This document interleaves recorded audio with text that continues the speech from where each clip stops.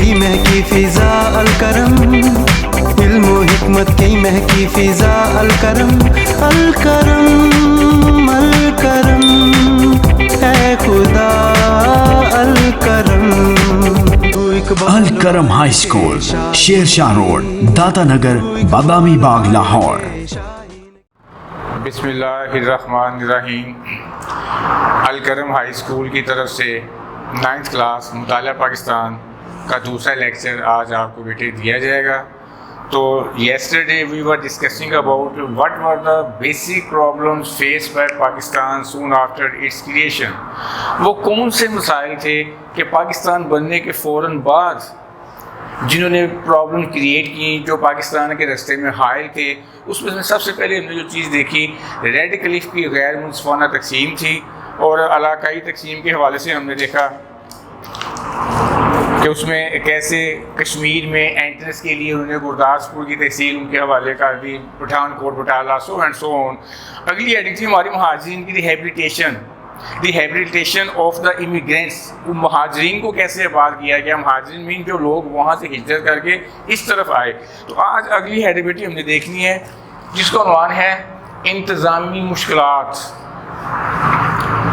इंतज़ामी मुश्किलात भी एक बहुत बड़ा संगीन मसला था। उसकी रीज़न बेटे ये थी कि इस एरिए में जहाँ जो पाकिस्तान का एरिया है, इसमें काम करने वाले दफातर में जो हिंदू तबका था, ऑफिसर क्लास थी या क्लर्क्स वगैरह थे, वो ऑटोमेटिकली हिजरत करके इस खिते से उस खिते में चले गए।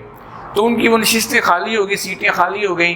तो लिहाजा ये भी हमारे रास्ते में ना उस ज़माने में जब पाकिस्तान बना सून आफ्टर 47, ये एक बहुत संगीन मसला था। टाइप राइटर वो साथ ले गए। और अब हाउ स्ट्रेंज, बड़ा मुझे अजीब लगता है बताते हुए कि वो जाते हुए ना रिकॉर्ड, सरकारी रिकॉर्ड था हमारा, या तो उसको आग लगा गए या साथ ले गए या फाड़ के चले गए।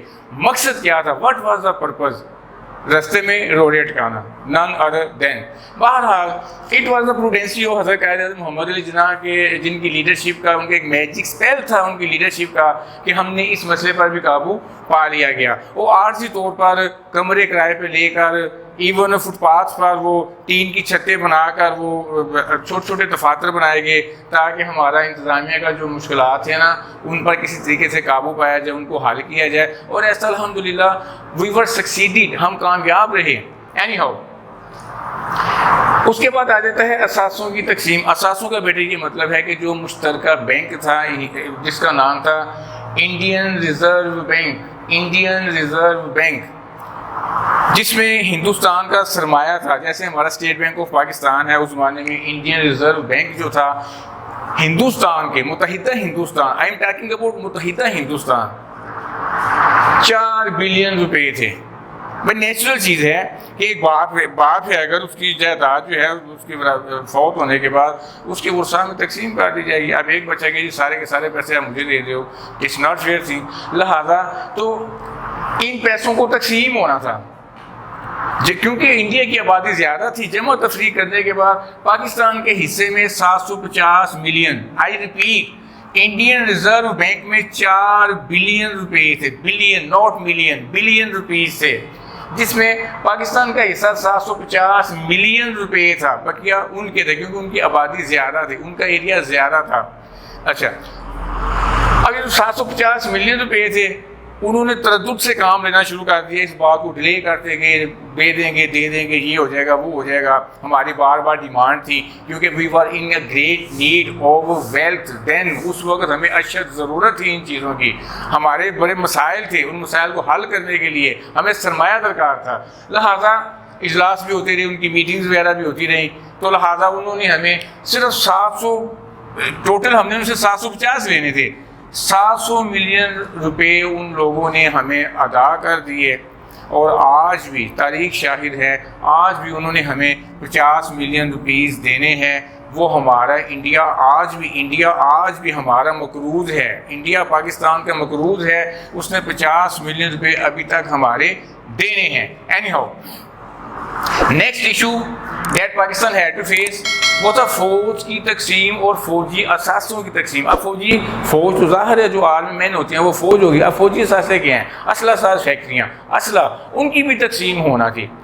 मैंने last time I was telling my students कि India Bharat wanted to see Pakistan a wrecked and extremely weak country, इंतहाई कमज़ोर मुल्क देखना चाहता था।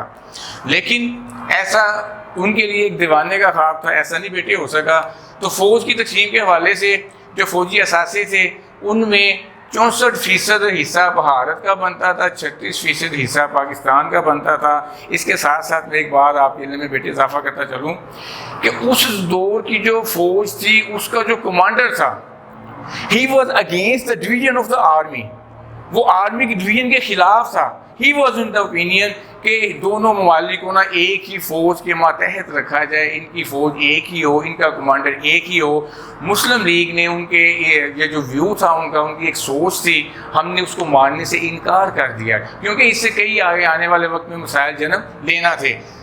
मुस्लिम लीग का ये मुतालबा कर दिया जी इसको भी तकसीम किया जाए, लिहाजा अंग्रेज़ों को घुटने टेकने पड़े और फ़ौज को, फौजी असासों को इस परसेंटेज में तकसीम कर दिया गया। 64% जो थे वो भारत को दे दिए गए और 36% जो थे वो पाकिस्तान के हिस्से में आए। असला साज फैक्ट्रियाँ, उनकी तकसीम के हवाले से nothing was given to Pakistan. बड़े अफसोस की बात है कि इंडिया ने हमें, भारत ने हमें, अंग्रेज़ों ने कुछ भी नहीं दिया। असला साज फैक्ट्रियाँ सारी की सारी अच्छा एक साजिश के तहत, जहाँ जहाँ असला साज फैक्ट्रियाँ थी ना बेटी, असला साज फैक्ट्री में जहाँ असला बनता था, भाई ज़ाहिर आर्मी को उस तरह की ज़रूरत होती है तो उसके बनाने के लिए फैक्ट्रियाँ दरकार होती हैं। वो सारी की सारी फैक्ट्रियाँ जिन एरियाज़ में थी ना, वो सारी की सारी एक साजिश के तहत उन इलाकों को हिंदुस्तान में शामिल कर दिया गया, भारत में उन इलाकों को शामिल कर दिया गया। हमने बाद अपना वाह कैंट में वो बनाई, हमने फैक्ट्री बनाई, और इसके अलावा टेक्सला में हमने असला साज फैक्ट्री में, अब अल्हम्दुलिल्लाह हम खुद कफ़ील हैं हर हवाले से। India tried it's level best, पूरी कोशिश की इंडिया ने हमें कमज़ोर करने के लिए, हमारे रास्ते में रोड़े अटकाने के लिए, लेकिन वो इस चीज़ में कामयाब ना हो सके। ये देखें ना, ये थोड़ा सा मैं आपको पढ़ के सुनाता हूँ फ़ौज की तकसीम के हवाले से, आपको जल्दी समझ आ जाएगी। बरसगीरी की तकसीम के बाद फ़ौजी असासों को दोनों नए ममालिक में तनासब के मुताबिक तकसीम करना वो भी ज़रूरी था, लेकिन इस मामले में भी इंसाफ से काम ना लिया गया। हर मामले में बेइंसाफ़ी की गई, हर मामले में हमारे साथ बेइंसाफ़ी की गई। भारत पाकिस्तान को कमज़ोर रखना चाहता था, जैसे मैंने पहले बात की इस हवाले से, ताकि वो भारत का हिस्सा बनने पर मजबूर हो जाए। तकसीम से पहले मुत्तहिदा हिंदुस्तान का कमांडर चाहता था कि अफवाज को बांटा ना जाए, बल्कि उन्हें एक ही कमांड के अंदर रखा जाए। मुस्लिम लीग ने उसके मौक़िफ़ को तस्लीम ना किया और इसरार किया, जोर दिया, ये हमारे बनता था जवाब, जोर दिया गया कि फ़ौजी वसाइल और असासे दोनों ममालिक में बांट दिए जाएँ। हुकूमत बरतानिया को ये मुतालबा मानना पड़ा कि भारत और पाकिस्तान में तमाम फ़ौजी असासे बिल तरतीब 64% और 36% के तनासब से तकसीम कर दिए जाएँ। मुत्तहिदा भारत में जो असला साज फैक्ट्रियाँ काम कर रही थी, उनमें से एक भी ऐसी ना थी जिनको पाकिस्तान में शामिल किया गया। अच्छा, असला साज फैक्ट्री बड़ी दूर की बात है, हमें मशीनरी का एक पुर्जा तक न दिया गया। ओ बेटे, उनके कुछ मकासद थे इसमें। They wanted to see Pakistan an extremely weak country. तो इस उम्मीद और यकीन के साथ कि आप लोग ये अगली 2 हेडिंग का ये सवाल हमारा इंशाल्लाह ख़त्म हो जाएगा। सवाल लेंथी था, मैंने 3 दिनों में इसको तकसीम किया है। तो इसमें बेटे आपने ये इंतज़ामी मसाइल आ जाते हैं, इंतज़ामी मसाइल ये देखें सर, इंतज़ामी मसाइल, उसके बाद ये असासों की तकसीम आ जाती है, एंड आफ्टर डैट फ़ौज और फौजी असासों की तकसीम, फ़ौज और फौजी असासों की तकसीम। ये आपने अच्छे तरीके से करना है। उसके बाद लास्ट 2 हेडिंग्स रह जाएंगी, दरियाई पानी का मसला और रियासतों का तनाज़ा, तो इसको हम विल बी सीन टुमारो। अब थोड़ा सा टाइम मुझे आपने देना है, एक टेबल लिखवाना मैंने आपको, इसलिए मैंने ये लेक्चर जल्दी ख़त्म किया है। It will take only 5 minutes in doing so. You are supposed to be attentive, please. क्योंकि वो सवाल हमने शुरू किया था एक्टिव पैसिव के बारे में, तो मैं कल से कंबाइंड पीरियड ही लिया करूँगा, ठीक है जी। ऐसे बेटे बहुत लेंथी हो जाएगा। तो टेबल आज मैं आपको लिखवा देता हूँ।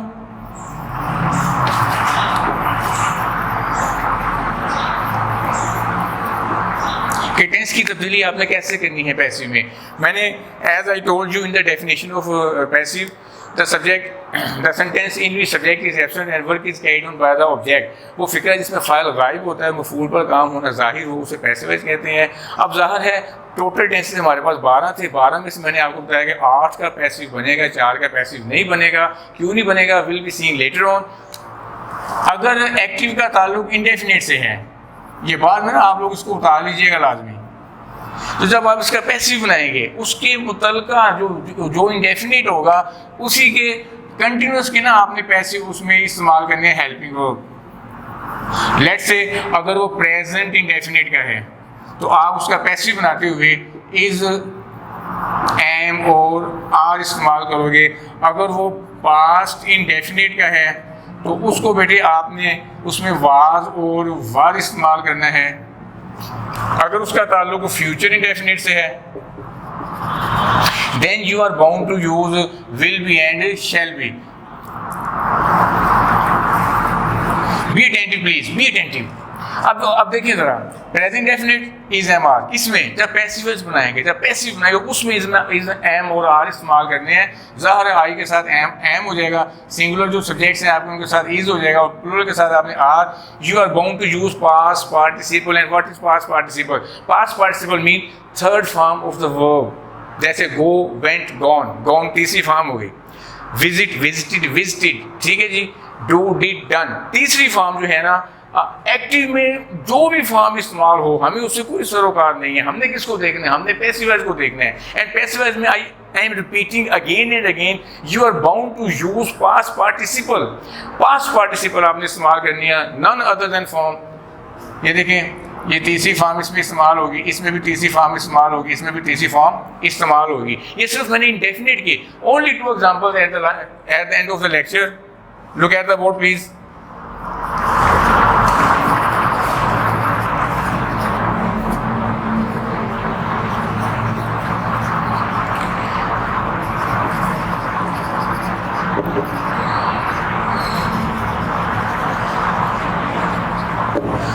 written 2 examples on the board. He does his work. ये सब्जेक्ट हो गया, ये आपका हेल्पिंग वर्ब है, सॉरी वर्ब है ये करना। ये आपका ऑब्जेक्ट हो गया, ये सब्जेक्ट है, ये वर्ब है, ये ऑब्जेक्ट है। सबसे पहली चीज़ जो आपने जज करनी होती है ना वो ये है कि इसका ताल्लुक किस टेंस के साथ है। Then it will be decided what sort of helping verb will be used in making आप पैसिव बनाते हुए कौन से हेल्पिंग वर्ब आपने इस्तेमाल करने हैं। जब इसको देखा तो समझ लगा कि इस ES का इजाफा हुआ है तो हमें पता चल गया कि भाई ये प्रेजेंट इंडेफिनिट है। मैंने बताया था आपको कि सब्जेक्ट और object, look at the board, and extremely important thing, subject object ये बेटे आपस में इंटरचेंज हो जाते हैं। सब्जेक्ट का ऑब्जेक्ट बन जाता है, ऑब्जेक्ट का सब्जेक्ट में आपने कन्वर्ट करना होता है। आई मसलन सब्जेक्ट है तो इसका ऑब्जेक्ट होगा मी। वी सब्जेक्ट है, इसका ऑब्जेक्ट क्या हो गया? अस। यू का सब्जेक्ट भी यू है और ऑब्जेक्ट भी यू है। ही का हिम, शी का हर, दे का देम। आप देखिए जरा, सब्जेक्ट को ऑब्जेक्ट में बदल दिया। ये ऐसे बेटे इंटरचेंज होंगे सारे, सो एंड सो ऑन। आई को मी में बदलना है, मी को आई में बदलना है। इसलिए पहली एग्जांपल जो मैं इसको एग्जांपल चेंज करके लिखता हूं, मसलन she helped me, she helped me. ये सब्जेक्ट है आपका, ये आपका ऑब्जेक्ट है, ये आपका वर्ब है। किस टेंस का फिक्र है? ईडी लगा हुआ है, विदाउट हेल्पिंग वर्ब है, डेफिनेटली पास्ट इंडेफिनिट। तो पास्ट इंडेफिनिट ये रहा आपका पास्ट इंडेफिनिट। हेल्पिंग वर्ब ने क्या यूज करने हैं? वाज या वार with third form of verb. Form तीसरी बेटे आपकी होगी। तो ये देखिए मी है ना, इसको सब्जेक्ट में कन्वर्ट कर लें तो ये आई बन गया। इसका ऑब्जेक्ट को सब्जेक्ट में कन्वर्ट करना है, सब्जेक्ट को ऑब्जेक्ट में कन्वर्ट करना है। तो आई चूंकि पास्ट इंडेफिनिट है इसलिए वाज वार इस्तेमाल करेंगे, आई के साथ वाज आएगा, आई वाज। इसकी तीसरी फॉर्म भी हेल्प भी होती है।